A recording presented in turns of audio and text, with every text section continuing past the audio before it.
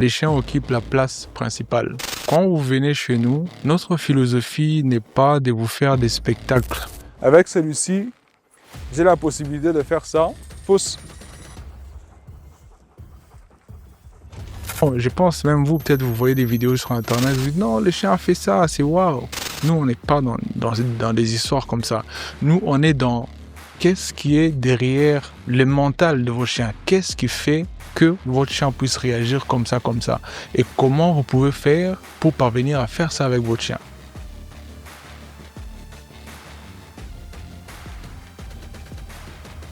Bonjour Monsieur Glore. Bonjour, monsieur Rémi. Bonjour, j'espère que vous allez bien. Oui, ça va très bien, vous-même. Ça va. Moi, je vous connais, mais mes auditeurs, ceux qui vous écoutent présentement, ne vous connaissent pas. Ok. Alors, pouvez-vous vous présenter en bref? De manière brève, Oui. Mon nom est Gloire Kisimba. Oui. Pour ceux qui ne me connaissent pas, je suis éducateur canin professionnel. Ok, Donc, je m'occupe de l'éducation des chiens et de conseiller le propriétaire des chiens sur comment vivre bien avec leurs chiens. ok. Mais vous êtes aussi entrepreneur. Oui, effectivement, je suis aussi entrepreneur. Ok, Ouais. parlez-nous un peu de votre parcours entrepreneurial, un peu. Parler de mon parcours entrepreneurial, spécifiquement dans le domaine de l'éducation des chiens. J'ai commencé à professionnaliser, je pense c'était, il y a à peu près 3 ou 4 ans passés. J'ai commencé comme un amateur. Ok, Bah, c'était juste une passion pour moi d'essayer de comprendre les chiens parce que j'aime déjà à la base les chiens. Donc après, je m'étais rendu compte que je pouvais aider beaucoup de gens avec ce que moi j'ai considéré comme une simple passion. Je me suis rendu compte que c'était utile pour des gens. J'ai vu que des gens autour de moi souffraient à comprendre leurs chiens, à essayer de trouver des solutions. Je me suis rendu compte que sur les terrains, il y avait des gens qui faisaient déjà ce que moi, je pouvais faire, mais je m'étais rendu compte que je pouvais faire mieux que ce que je voyais déjà sur le terrain. Et l'idée m'était venue, je me suis dit: «Pourquoi ne pas me lancer vraiment au sérieux? Essayer de créer une structure qui va vraiment répondre aux besoins des gens de manière organisée». Et c'est comme ça que je me suis lancé et j'ai créé, Zoduc. Mais à la base, ce n'était pas Zoduc. Bon, je vais pas retourner dans l'histoire. exact. Donc après, voilà, j'ai commencé quelque part, j'ai créé Zoduc et puis, voilà. Et donc, je sais que vous êtes expert canin et je sais que vous aimez bien les chiens. Effectivement, oui. Oui, mais j'ai une petite question qui va un peu vous faire un peu réfléchir et je sais pas comment vous allez réagir. Bon, allez-y. Mais après, disons que on vous présente devant vous Mmh. 2 plats, OK, ok? OK. Vous ne savez pas c'est quoi exactement, Mmh. ok? Alors sur le premier plat, OK. c'est de la viande de chien, OK. ok? OK. Et sur le deuxième plat, c'est la viande de la chèvre. OK. Alors, vous choisissez par hasard Mmh. la viande de chien et Mmh. vous mangez. Mmh. Mais après, quand vous allez révéler que vous venez de manger de la viande de chien, comment est-ce que vous allez réagir? Je serais déçu, OK. trahi parce que forcément la personne qui va me faire, cette forme de je sais pas comment appeler ça, mais la personne qui va faire ça, sera une personne qui sait la considération que j'ai envers, les chiens. OK. Et me donner la viande des chiens sans me le prévenir et après que je l'ai mangé, me dire que j'ai mangé, je serai très déçu, ça me fera très mal parce que consciemment, volontairement, c'est quelque chose que je ne pourrais jamais faire de toute ma vie, même, étant ivre, même inconscient, je pourrais pas faire ça. Mais si quelqu'un m'est piégé, je serais très déçu de la personne qui pourrait me faire ça. OK. Ouais. Merci pour la réponse. OK. Dites-nous alors pourquoi, selon vous, beaucoup de personnes ne considèrent pas réellement les chiens comme des êtres, à comprendre, mais seulement comme des animaux à contrôler? C'est plus, une raison de culture. C'est moins dans notre culture, nous, en tant qu'Africains. Bon, j'ai dit africain, mais plus particulièrement congolais. J'ai dit africain parce que j'ai été un peu à l'extérieur du pays OK. et j'ai été étonné de voir que, les noirs ont la même conception ou la même façon de considérer les animaux qu'il y ait d'autres personnes. Et en parlant d'autres personnes, j'ai fait plus allusion aux occidentaux. Mmh. Pas seulement des blancs, mais il y a aussi des noirs qui vivent, en Occident, qui ont développé cette culture de savoir comment considérer les animaux, comprendre qu'ils ont des sentiments, que ce sont des êtres vivants, qu'ils ont besoin de notre attention, de notre affection. Mais, les gens qui vivent, ici en Afrique, qui ont grandi avec l'éducation, africaine, toutes les réalités que nous vivons ici, ils n'ont pas vraiment ces côtés de prendre en considération, un animal, d'essayer de faire attention à un animal pour dire que est-ce qu'il se sent bien, comment est-ce qu'il se sent. Donc c'est une question de culture. On n'a pas cette culture, ici chez nous. C'est pas dans nos valeurs. OK, Ouais. OK. Donc vous pensez que ici au Congo, précisément au Congo Mmh. ou par ailleurs en Afrique, c'est pas réellement dans nos valeurs de considérer, les chiens, les animaux et que beaucoup minimisent cet aspect-là? Effectivement, c'est ce que moi je pense. C'est mon avis. Donc est-ce que vous avez observé ça depuis que vous avez commencé, le dressage des chiens ou encadrer comment, comprendre les animaux et tout? Par ailleurs, nous, en tant qu'humains ou congolais ou africains, Mmh. nous traitons les chiens. Oui, j'ai constaté cela. J'ai constaté cela et d'ailleurs c'est l'une des choses, que j'utilise comme carburant qui me permet de vouloir encore travailler plus. Parce que j'aimerais vraiment amener les gens à pouvoir comprendre que, les chiens sont des animaux, bon, ce sont des animaux, mais ce sont des membres de la société et de la famille à part entière. Ce sont pas juste des animaux que vous devez mettre de côté comme ça, parce qu'il y a ces gens qui ont des chiens et c'est triste de voir que ces gens ils peuvent voir leur chien une fois la semaine. Donc vous avez un chien à la maison, mais vous le voyez une fois, la semaine et j'ai des expériences comme ça. Il y a des gens avec lesquels je travaille, avec lesquels j'ai collaboré, qui ont des chiens, mais c'est très difficile qu'ils vous disent il y en a qui ne savent même pas comment leur chien s'appelle. OK. Donc ce sont des choses que je vis sur le terrain et puis voilà.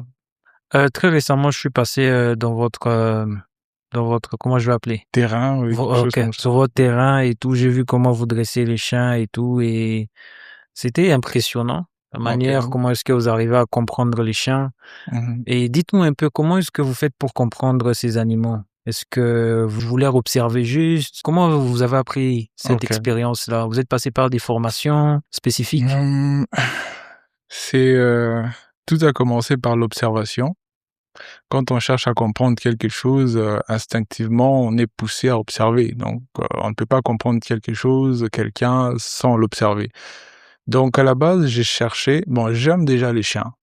J'aime pas seulement les chiens, j'aime les animaux en général, mais je me suis plus rapproché des chiens parce que ce sont les animaux de compagnie que l'on a un peu partout et moi, je les ai appréciés énormément et de cette affection que j'ai développée avec eux, j'ai été poussé à chercher à les comprendre. J'étais vraiment obligé de chercher à les comprendre parce qu'il y a des comportements que je voyais, mais que je ne comprenais pas. Et donc, j'avais commencé à observer.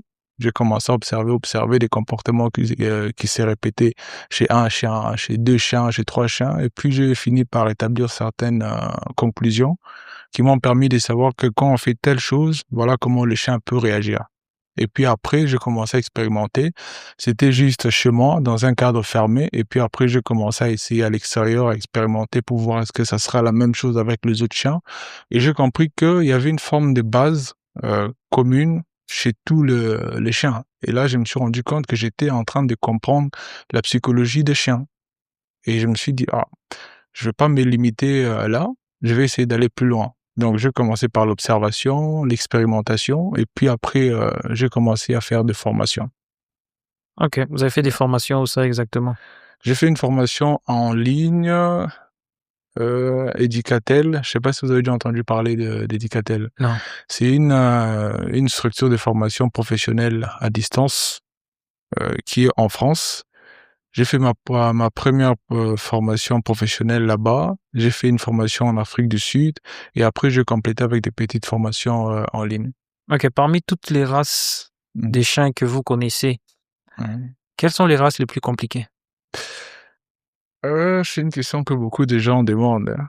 En fait, il n'y a pas une race compliquée parce qu'en théorie, on dit bon, ça j'ai appris dans les formations que j'ai, que j'ai faites, il n'y a pas un chien ou une race particulièrement compliquée plus qu'une autre. OK. Parce que les comportements des chiens sont influencés seulement à 20% par la génétique. Ça veut dire si un chien est prédisposé à devenir un chien dangereux, c'est juste 20% qui va influencer sa dangerosité. Mais 80%, ça sera les expériences que le chien va avoir en étant avec vous. OK. Donc, vous pouvez avoir un pitbull, et ce sont des chiens qui sont prédisposés à être combatifs, les chiens qui sont, on dit qu'ils sont dangereux. Mais si vous lui donnez une bonne éducation, des bonnes expériences de vie, ce chien peut devenir un ange. OK. Mais par contre, si vous lui donnez des mauvaises expériences, une mauvaise vie, ben, ce chien devient un démon. De la même façon que vous pouvez avoir, il y a de ces chiens, vous pouvez croire qu'ils sont gentils, des bergers allemands. Moi, j'ai rencontré plusieurs bergers allemands qui sont plus agressifs que les pitbulls, qui sont plus dangereux que les pitbulls. OK. Après, on peut entrer dans les détails où on va essayer de voir les côtés de la dangerosité en termes de morphologie parce que, bon, les pitbulls ont une puissance des mâchoires qui est plus élevée que les bergers allemands ou que d'autres chiens. Ça, ce sont des détails. Mais sur le plan psychologie, sur le plan psychologique, c'est juste 20% qui influencent les comportements du chien. Les restes, les 80%, c'est les expériences que le chien va avoir en étant aux côtés de l'humain. OK. Voilà. Donc, si un chien devient dangereux, c'est l'humain. Donc, du coup, à partir de là, je sais pas vous dire c'est quelle race qui est plus dangereuse. Toutes les races sont bonnes et toutes les races peuvent être dangereuses en fonction des expériences que vous leur donnez. Donc tout dépend justement de la manière vous dressez votre chien. Voilà, la manière dont vous l'éduquez.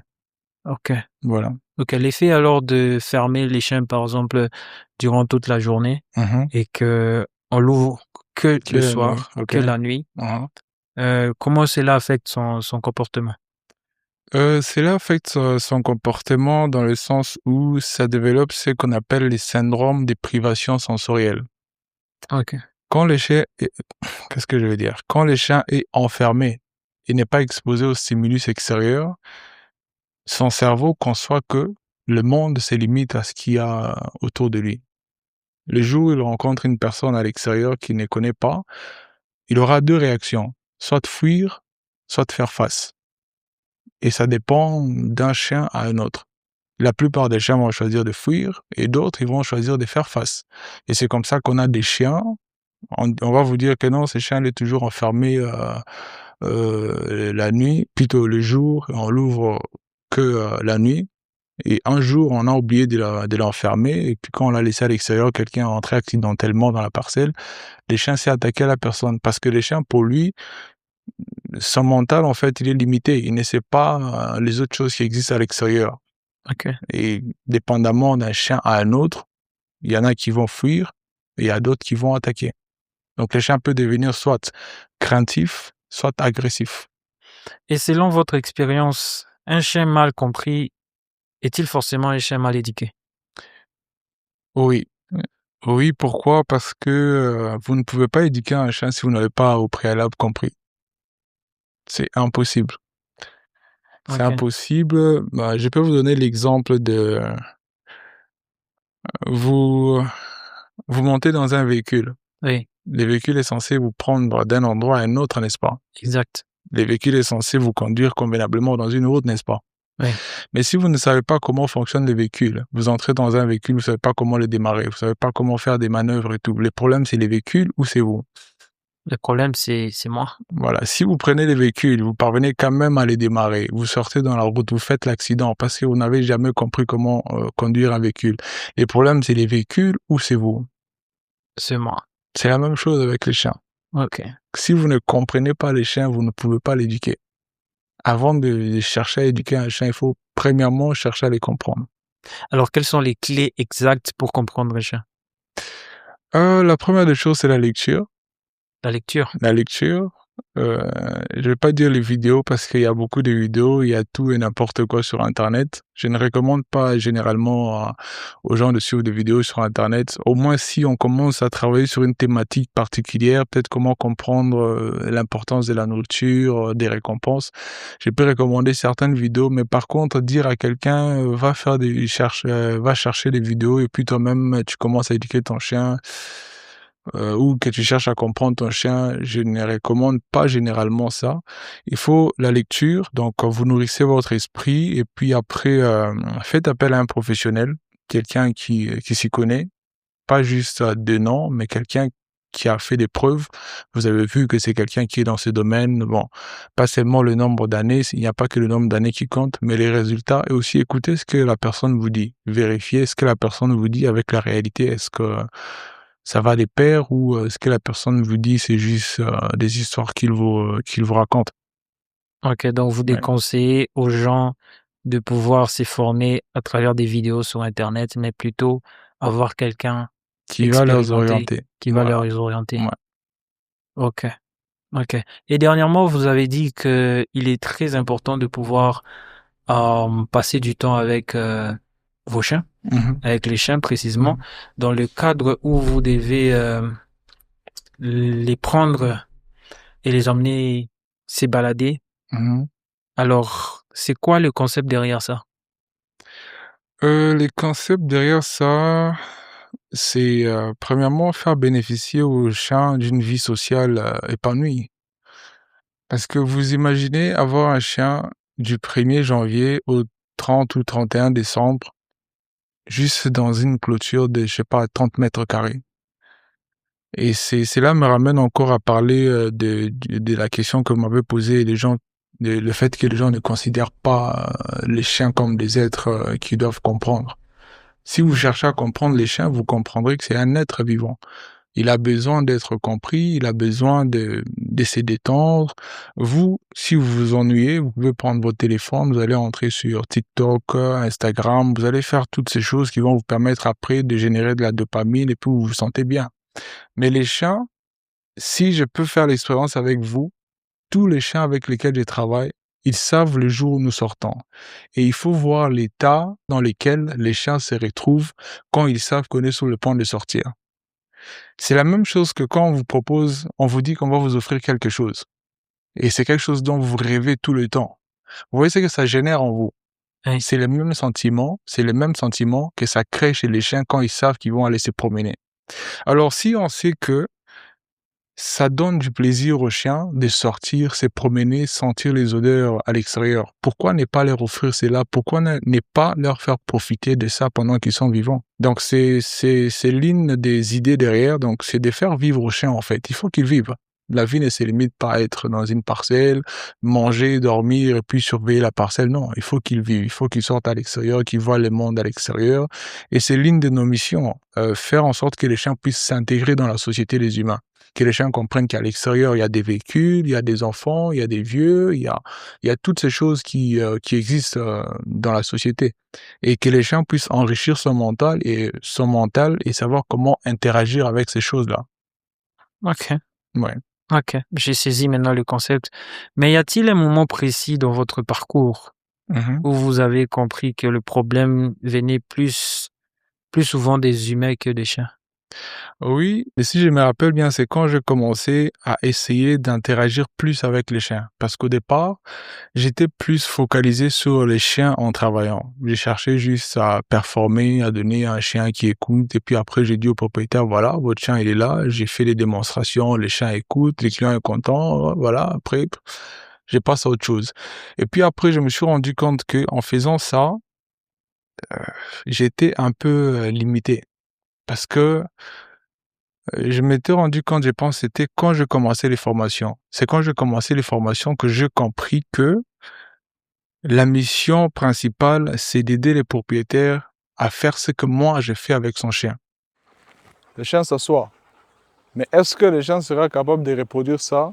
Déjà, s'il y a d'autres chiens, s'il y a des personnes étrangères et s'il y a peut-être des véhicules qui passent. Et pour parvenir à faire ça, ça dépendra de vous. Comment est-ce que vous faites? Vous voyez, comme je vous ai expliqué, attirer son attention, il y a des gestes qu'il faut faire, il y a la posture qu'il faut prendre. Si vous ne maîtrisez pas ça, vous aurez un chien qui sait comment s'asseoir, mais qui ne va pas s'asseoir. Voilà. Et ça, ce sont des notions qu'on apprend quand on travaille. Si vous avez un chien, vous nous appelez, vous nous dites, oh, voilà, mon chien n'écoute pas. On va vous apprendre tout ça en détail. Donc là, ce sont des grandes lignes. Donc, allez, fausse. Donc avec celui-ci, comme je vous ai dit au début, en fonction de la durée du travail, cela détermine le degré de compétence que le chien va atteindre. Avec celui-ci, j'ai la possibilité de faire ça. Fausse.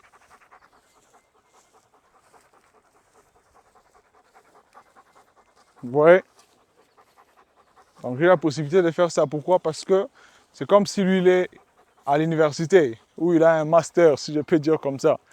Il ne va pas avoir fausse. Vous voyez un peu? Donc avec lui, je n'ai pas besoin de fausse. Je n'ai pas besoin de beaucoup, je n'ai pas besoin d'avoir ça. Très souvent, les gens pensent que c'est ça qui va faire que le chien écoute ou le chien ne va pas attaquer quelqu'un. Non. C'est plutôt une forme de connexion mentale. Il y a une forme de connexion entre lui et moi. Il sait ce que je veux lui demander, il sait ce qu'il doit faire. Donc c'est un niveau qu'il a déjà atteint par rapport au travail qui a été fait avec lui. Fausse. Et malheureusement, ici chez nous, ce qui se passe, c'est quoi? Les gens vont vouloir avoir ce niveau dans 2 jours. Alors que ça demande beaucoup, fausse. Ça demande beaucoup de travail pour avoir 7. Good boy. Fausse. 7. Good boy. Back. 7. Good boy. Fausse. 7. Ouais. Alors, pouvez-vous un peu nous expliquer la philosophie de dressage chez Zouduc? Ok, je pense que j'ai glissé déjà quelques mots dans le discours, dans les Mais questions que vous qu'est-ce qui avez vous posées. différencie des autres? Ce qui nous différencie des autres, premièrement, c'est notre professionnalisme, notre passion, notre expertise, bon, je peux dire comme ça, notre expertise. Et chez nous, les chiens occupent la place principale. Quand vous venez chez nous, notre philosophie n'est pas de vous faire des spectacles pour vous dire, il y a des gens, je pense même vous, peut-être vous voyez des vidéos sur Internet, vous dites non, le chien a fait ça, c'est waouh. Nous, on n'est pas dans des histoires comme ça. Nous, on est dans qu'est-ce qui est derrière le mental de vos chiens. Qu'est-ce qui fait que votre chien puisse réagir comme ça, et comment vous pouvez faire pour parvenir à faire ça avec votre chien. On n'est pas seulement dans la forme, on est plus dans le fond. Parce Ok. que la plupart des problèmes que les gens rencontrent avec leurs chiens, c'est parce qu'ils se limitent dans la forme. Ils ne vont pas dans le fond. Ils vont chercher à imiter des choses qu'ils ont vues sur Internet. Des choses, bon, la plupart des temps, ce sont des choses qu'on voit sur Internet qu'on veut simplement reproduire dans la forme, juste pour faire plaisir. Et puis après, on se retrouve avec des choses qui ne tiennent pas. Oui. Chez nous, vous pouvez voir, je sais pas si vous avez déjà vu une vidéo, elle avait fait beaucoup de vues. Mhm. J'ai la possibilité de sortir avec un chien à l'extérieur sans lui mettre une laisse. Ok. Les gens sont très souvent perturbés, ils se disent non, comment on dit? Takluma. Atalumana. Ok. Et moi, je regarde, je me dis bon, voilà, je comprends, c'est votre mentalité. Vous êtes très loin pour pouvoir comprendre ce qui se passe. Donc notre philosophie, on n'est pas dans la forme, on est dans le fond. On cherche à créer des liens solides entre l'humain et le canin. Donc on cherche vraiment à pousser une personne à comprendre son chien, à chercher à savoir comment est-ce que mon chien, comment est-ce qu'il voit le monde, comment est-ce que je peux lui faire comprendre ce que je veux. Donc on est vraiment dans le fond. Ok. Voilà. Je comprends. Alors, quel est le cas le plus difficile que vous avez rencontré lorsque vous dressez un chien? Les cas les plus difficiles que j'ai rencontrés, je pense, c'était en 2000, la période de Covid, je sais pas, c'était en 2000 combien déjà? La période de Covid, c'était en 2020, 2021. 2020. 2021, OK. 21. J'avais travaillé avec un bourboule À l'époque, je n'étais pas trop j'ai cherché déjà des cas des chiens, difficiles, mais je n'avais pas encore rencontré un cas très, très difficile dans les extrêmes. Ces chiens, c'était d'ailleurs le premier chien qui m'avait mordu OK.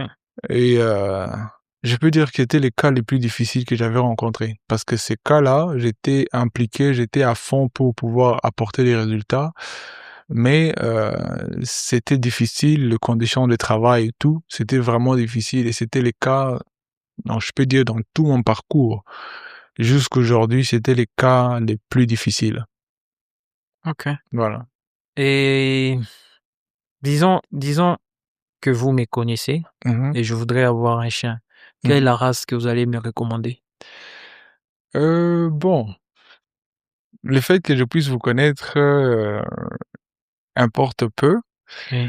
Et je vais vous poser des questions parce que je suis professionnel, OK. donc je ne veux pas y aller comme si vous venez dans mon magasin et je vous dis: «Vous cherchez quoi? Je vois votre taille, ça va où aller Oh, vous allez les XL». Non, je vais vous poser des questions.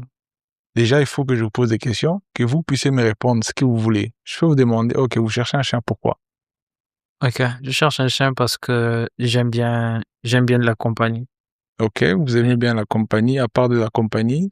J'aime qui protège mes proches, OK, moi-même également, et OK, qui surveille aussi, autour de la maison et tout. OK. Est-ce que vous avez des enfants ou Non, pas encore. OK, vous n'avez pas des enfants. Vous êtes dans une famille avec, des frères, des sœurs ou, Oui, dans une famille avec des frères et sœurs. OK. Quelle est leur approche par rapport aux chiens? Est-ce que ce sont des gens qui aiment les chiens ou des gens qui ont peur des chiens? Non, certains aiment les chiens, d'autres, pas forcément. OK. Et combien de temps êtes-vous prêt à pouvoir consacrer pour votre chien au quotidien? Disons le matin, OK. avant de quitter pour aller au travail, Mmh. et le soir, Mmh. et peut-être le week-end lorsque j'ai du temps libre. OK. Vous êtes pour des chiens de grande taille ou des chiens de petite taille par rapport à votre environnement, votre maison et tout? Pas vraiment des préférences sur ça, mais je suis des 2 côtés.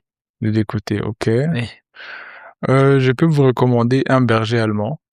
OK, C'est un chien qui peut être, on dit qu'il est intelligent, mais ça dépend des quelles mains dans lesquelles, il va se retrouver et vous connaissant, je pense que, vous pourrez être à mesure d'élever un berger allemand si vous choisissez les bons.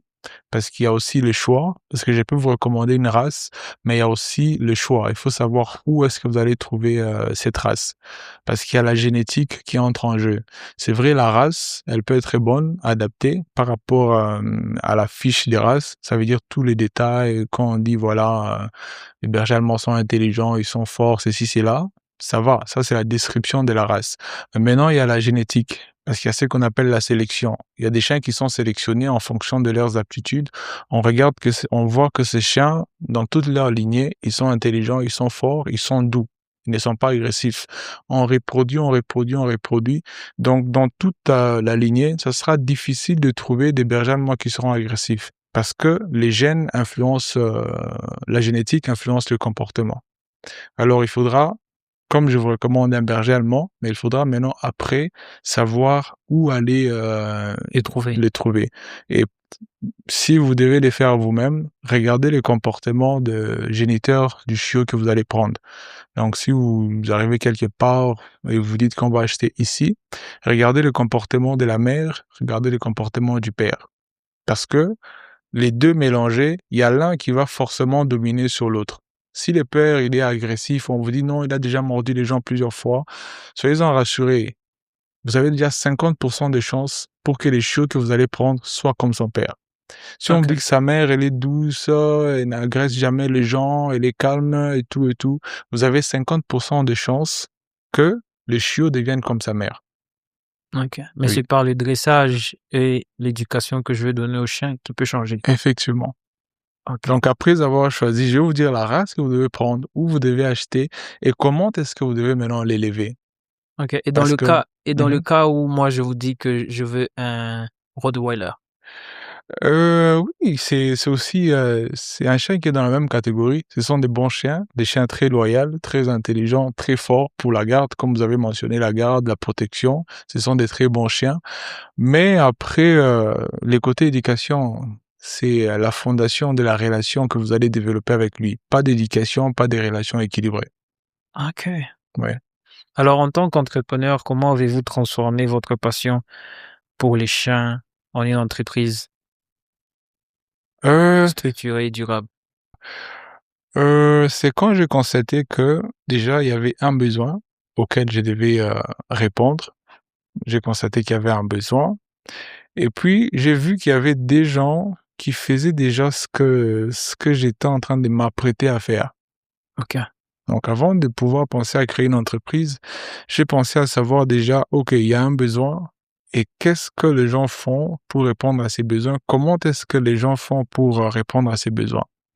Est-ce que la manière dont ils répondent à ces besoins, est-ce qu'ils parviennent vraiment à couvrir, les besoins, amplement ou soit c'est juste, des à peu près, les gens qui essayent un peu? Et je m'étais rendu compte qu'il y avait beaucoup de failles et je me suis dit: «OK, c'est comme ça que les entreprises commencent. On regarde, on a une idée, on s'est dit: "OK, ça Oui. va, il y a ça sur le marché. Qu'est-ce qu'on va apporter comme, nouveauté?" Et voilà, je me suis dit, «Je vais me lancer». J'ai commencé et puis, après, voilà, progressivement, tout n'a pas été comme on le voit aujourd'hui. Je n'étais pas aussi organisé, je n'étais pas aussi, structuré. C'est venu petit à petit. Donc, les expériences, formation, après une formation, on acquiert, certaines compétences. On s'est dit: «Ça, on doit ajouter à ce qu'on avait déjà» et on ajoute, au début, on n'avait pas des sites internet, on n'avait pas des pages sur internet et tout, tout, tout. Donc ça commençait à venir petit à petit, des formations, des recherches, et l'amélioration, constante. Et du coup, comment est-ce que vous avez pu avoir cette collaboration entre Zodic et le zoo? Heu, bon, je vais répondre simplement à cette question. Il y a beaucoup de gens qui travaillent dans ces domaines, mais par la grâce de Dieu, j'ai pu, me distinguer. OK. J'ai pu me distinguer par ma manière de concevoir les choses, par mon approche, et tout et bon, les eaux, comment dirais-je? On cherchait une personne qui pouvait travailler là-bas et je me rappelle à l'époque, j'étais en train de faire une formation, la formation dont je vous ai parlé d'Educatel en ligne et il était arrivé que il fallait que je fasse un stage. Donc j'étais dans la phase où je devais faire un stage et j'avais fait des recherches pour voir une structure où je pouvais aller faire, les stages dans les cadres des animaux et spécialement des chiens et en faisant des recherches sur internet, j'avais, découvert qu'il y avait, une structure, un salon de toilettage au zoo et je pouvais bien m'adapter là-bas parce que je pouvais appliquer la psychologie des chiens, je pouvais conseiller le propriétaire et tout et je m'étais dit: «Bon, rien de mieux qu'aller essayer pour voir si je pourrais, avoir l'occasion de faire les stages» et malheureusement, ça n'avait pas été possible. OK. On Qu'est-ce n'avait qui s'est passé? pas, en fait, on n'accepte pas les gens qui sont en dehors des étudiants de l'UNILO et moi, j'étais comme un autodidacte parce que la formation que j'avais, c'est une formation de l'extérieur et puis voilà, c'est une structure qui n'est pas ici. Donc c'est comme ça que ça n'avait pas été possible. Je n'avais pas laissé tomber, j'avais continué à faire des recherches et je me rappelle, j'étais parti travailler. On m'avait appelé pour, je peux dire, un contrat, en alternance. C'était dans une mine. J'étais parti et juste le jour où, le contrat terminait, j'ai recevé l'appel de la personne à qui j'avais parlé, donc la personne qui était responsable de la place, que j'occupe actuellement et la personne m'avait appelé pour me dire: «Je vous cherchais depuis très longtemps, j'avais perdu votre numéro et tout». Je me dis: «OK, pourquoi?» Elle me dit: «OK, écoutez, vous pouvez venir, parce que je suis en train de chercher à quitter la place, comme ça vous pouvez prendre la place et tout». Je me dis: «OK». OK. Et là, j'étais en train de filer. C'était un certain, je pense, vendredi ou samedi. J'étais en train de m'apprêter déjà pour faire je sais pas, des formes de remises et reprises Oui. où j'étais. Et je me dis, ok, ça tombe bien. Et là, je suis rentré et puis il y a eu des formalités qu'il fallait faire. J'ai signé mon contrat avec Azlou et puis voilà. Ok. Et c'est quoi les obstacles que vous avez rencontrés depuis que vous êtes lancé?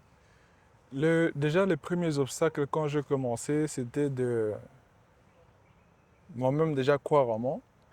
Parce que c'est vrai, j'ai rêvé, j'avais une vision. Je commençais déjà avec la vision. Quand je me suis lancé, je me suis dit, je veux faire ces métiers. J'avais une vision. Oui, J'ai regardé ce qui s'est passé à l'Occident. Je me suis dit, bon, il y a possibilité qu'on reproduise ce qu'il y a à l'Occident et qu'on améliore même, qu'on adapte à notre environnement. Ce n'était pas exact. facile. Ce n'était pas facile au début parce que je n'avais pas toutes les compétences, je n'avais pas toutes les notions. Et pour les gens qui se lancent dans un métier, ils connaissent ce qu'on appelle les syndromes d'imposteur. C'était Je un vois ça. démon qu'il fallait que je Oui, puisse affronter à mes débuts. Donc, Dieu m'a fait grâce, j'ai affronté cela. C'était un très grand challenge. Après avoir affronté cela, donc j'ai pris vraiment cette confiance en moi pour dire que j'ai quelque chose que je peux apporter. J'ai une valeur ajoutée à apporter. Après cela, il fallait maintenant convaincre les gens parce que oui, je ne veux pas dresser les chiens pour moi et puis c'est tout. exact. Il faut que les gens soient convaincus que tu as une valeur ajoutée à leur apporter et qu'ils puissent voilà, te faire confiance et travailler avec toi. Au début, ce n'était pas facile. J'ai fait mes preuves. Et bon, voilà, j'ai fait mes preuves et j'ai traversé ça. Voilà, je peux dire que c'est ça comme challenge. Ouais. Et du coup, vous pensez à l'avenir pour voir comment, parce que vous avez dit que vous ne vendez pas des chiens Mhm. déjà, mais vous pouvez au moins essayer d'adresser aux clients quel chien prendre, et ceci, cela. Mhm. Mais à l'avenir, vous pensez pouvoir fournir des chiens aux clients, aux gens. Effectivement, nous travaillons sur le projet d'avoir, je dirais, des élevages. Ok. Donc, dans le sens de, quand quelqu'un cherche des chiens, aujourd'hui, quand nous cherchons des races pures, comme les chiens qui sont là, il y a à Hmm. peu près, attendez, les seuls chiens, il y a un seul chien qui est venu de Kinshasa. Les Ok. autres, c'est la louve là, elle est venue de l'Italie. L'autre, je pense, elle est Ok. venue de Belgique ou de France. Les autres sont venus de l'Afrique du Sud. Oui, Donc tous ces chiens sont presque des chiens qui sont venus de l'extérieur. oui, parce que Oui. celui-là, d'abord, je n'ai jamais vu ici depuis que Donc ici à tous ces Mbaké. chiens, toutes ces races sont venus de l'extérieur. Le projet, c'est de créer un truc vraiment. Le projet, il est très grand. Il est très grand. C'est comme vous entrez ici, quand vous entrez ici, il y a plusieurs animaux. Oui. Mais ce que nous voulons, les projets en soi, pour les simplifier, c'est que quand vous entrez dans un environnement comme ça, il n'y a que des chiens. Ok, ok. Donc vous trouvez les aliments pour les Le chiens, chien. vous trouvez les accessoires pour les chiens, vous trouvez une place où on va soigner votre chien, vous trouvez une place où vous allez laisser les chiens si vous partez en voyage. Donc une place spécialement pour les chiens. L'éducation, donc un monde pour les chiens.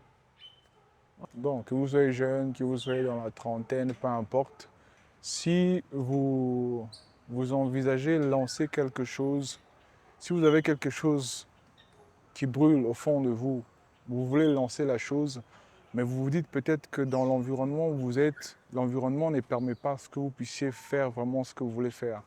Ce que je peux vous recommander, vous donner comme conseil, c'est de croire en vous.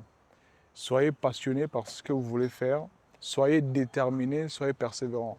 C'est si vous croyez en vous que les gens autour de vous finiront par croire en vous. Il y aura des obstacles que vous allez rencontrer dans le chemin pendant que vous serez en train de vouloir vous démarquer. Vous devez être assez déterminé pour parvenir à faire vos preuves. Croyez en vous, persévérez, peu importe les difficultés que vous allez rencontrer. Donc la première des choses, croyez en vous, soyez passionné, soyez déterminé, entourez-vous de gens qui vont vous pousser vers le haut. Et je suis sûr que vous réussirez. Merci, merci beaucoup. Voilà. Merci beaucoup.